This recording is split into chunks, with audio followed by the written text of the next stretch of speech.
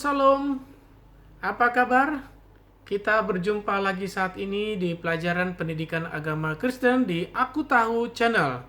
Saat ini anak-anak kita akan belajar di bab 8 tanggung jawab dalam keluarga.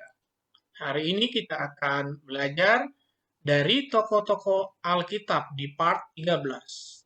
Ya, seperti biasa anak, sebelum kita melanjutkan pelajaran kita, Bapak mengingatkan untuk menyiapkan alat-alat tulisnya untuk mencatat hal-hal yang penting dalam pelajaran ini. Baik, untuk melanjutkan pelajaran kita, mari kita berdoa, lipat tangannya, tutup matanya. Bapa di surga, kami mengucap syukur buat hari yang indah ini Tuhan. Kami akan belajar, melanjutkan pelajaran kami. Tuhan berkati kami agar dapat kami terima pelajaran ini dengan baik dan dapat kami lakukan dalam kehidupan kami. Terima kasih Bapa, terima kasih Tuhan Yesus. Dalam nama Yesus kami berdoa. Amin. Ya, anak-anak, kita akan memasuki pelajaran kita. Seperti biasa, kita memulai pelajaran kita dengan membaca Alkitab. Coba buka Alkitabnya di Kolose 3 ayat 23. Anak-anak sudah tahu ya, Kolose 3 ayat 23 itu ada di Perjanjian Baru. Anak-anak kelas 1 kalau belum tahu coba ditanya ke mama papanya, di mana sih kitab Kolose? Ya sangat gampang sih sebenarnya kalau anak-anak sudah biasa membaca Alkitab. Sudah ketemu anak-anak? Nah, anak-anak yang sudah ketemu, Bapak juga akan munculkan di layar handphone atau laptop anak-anak ya. Kita baca bersama-sama dengan pelan supaya anak-anak juga bisa mengikuti. 1, 2, 3. Apapun juga yang kamu perbuat, perbuatlah dengan segenap hatimu, seperti untuk Tuhan dan bukan untuk manusia. Sekali lagi kita baca ya. Apapun juga yang kamu perbuat, perbuatlah dengan segenap hatimu, seperti untuk Tuhan dan bukan untuk manusia. Jadi anak-anak, kalau kita memberilah dengan tulus. Kalau kita membantu oranglah dengan tulus. Contohnya, kita menolong orang tua, kita dengan tulus hati, dengan tangan kita yang terbuka, dengan kasih, ya. Kita membantu orang itu dengan kasih kita kepada mereka, bukan karena terpaksa, ya anak-anaknya. Jadi kalau kita melakukan sesuatu, lakukanlah seperti itu untuk Tuhan. Jadi kita berbuat, lakukan itu, bahwa kita berbuat itu untuk Tuhan. Ya anak-anaknya. Nah, kita belajar dari tokoh-tokoh Alkitab, beberapa orang dari tokoh-tokoh Alkitab tentang taat, ya, taat kepada siapa? Terhadap orang tua kita, terhadap guru, terhadap orang yang lebih tua dari kita. Dan anak-anaknya, kalau kita pelajaran sebelumnya, kita sudah belajar apa itu ketaatan, ya, baik di sekolah, di lingkungan, ya anak-anak ya. Nah, contoh yang pertama tentang Abraham. Anak-anak sudah pernah mendengar nama Abraham? Sudah dong ya, di gereja, ya apalagi di gereja sangat sering itu ada lagunya, Bapak Abraham mempunyai banyak sekali anak-anak, gitu kan, ada lagunya. Anak-anak pasti tahu lagunya itu ya. Kenapa dengan Abraham jadi contoh? Ya, menaati. Ya, kalau sebelumnya kita belajar tentang menaati orang tua karena orang tua kita adalah wakil Tuhan di bumi ini. Nah, Abraham tanya apa? Abraham sebelumnya tidak mengenal Allah. Ya, Abraham sebelumnya tidak mengenal Allah. Ya. Terus dia mengenal siapa? Dia tidak mengenal Allah, berarti dia menyembah mungkin di sekelilingnya itu menyembah dewa-dewa. Ya. Abraham dipanggil dan harus meninggalkan keluarganya. Tapi dia percaya ketika dipanggil Tuhan, dia percaya kepada Tuhan, Dan dia harus meninggalkan keluarganya. Siapa saja keluarganya? Yaitu ayah, mamanya, saudara-saudara yang lain. Dia tinggalkan. Kata Tuhan, kamu harus pergi meninggalkan mereka ke negeri yang akan kutunjukkan kepadamu. Ya. Nah, Abraham percaya bahwa keturunannya akan banyak walaupun dia sudah tua. Tuhan berjanji kepada Abraham bahwa keturunan Abraham seperti bintang di langit, seperti pasir di pantai. Coba anak-anak perhatikan bintang di langit. Bisa dihitung? Tidak bisa terhitung. Pasir di laut bisa terhitung? Tidak bisa terhitung. Seperti itulah keturunan Abraham. Nah, coba kalau kita lihat gambar ini. Kira-kira Abraham sudah tua enggak? Ya, sudah tua kan? Abraham sudah tua, tapi dia percaya kepada Tuhan bahwa Tuhan akan mengabulkan janjinya. Ya, walaupun Abraham sudah tua. Nah, di dalam perjalanan iman Abraham, bahkan taat saat Tuhan memintanya untuk mempersembahkan anaknya satu-satunya. Siapa namanya? Ishak. Ya, sebagai korban persembahan. Coba perhatikan gambar ini.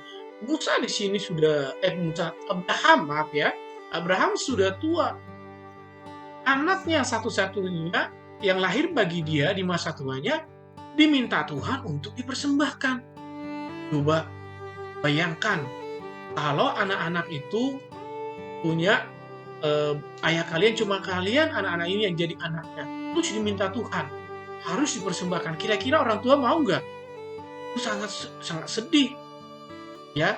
Tapi di sini Abraham taat, walaupun pada endingnya, pada akhirnya Ishak tidak jadi dipersembahkan. Tuhan hanya ingin menguji ketaatan, ya, ketaatan Abraham kepada Allah. Di sini Abraham dia tunduk, mau mengikuti permintaan dari Tuhan. Ya, anak-anak ya. Nah, contoh yang kedua, Nuh. Ada anak-anak yang sudah pernah mendengar cerita tentang Nuh ini? Ya, pasti sudah pernah.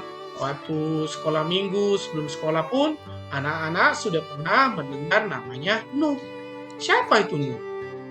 Nuh adalah sosok pribadi yang saleh. Saleh itu orangnya baik.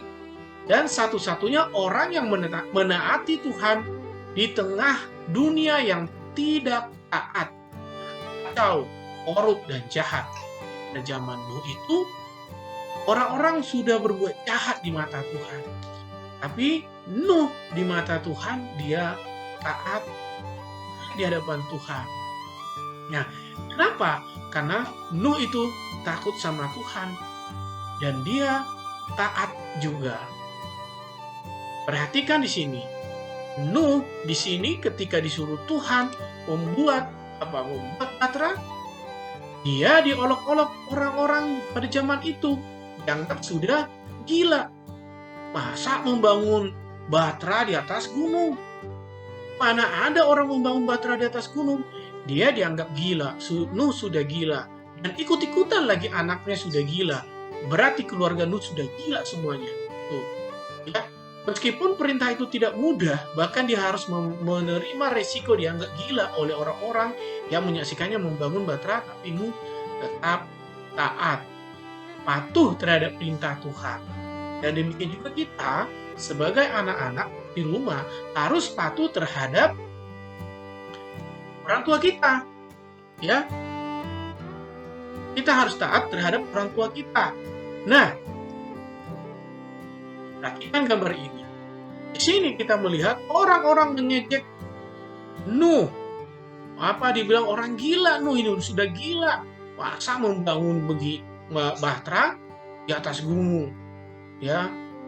Tapi Nuh tetap taat kepada Tuhan. Nah, seperti biasa anak-anak, coba perhatikan. Ada di bawah ini ada like. Diklik dulu. Terus nanti di-share ya anak-anak ya video ini supaya yang lain dapat belajar ya, dapat menerima pelajaran pendidikan agama Kristen ini. Mereka juga diberkati ya.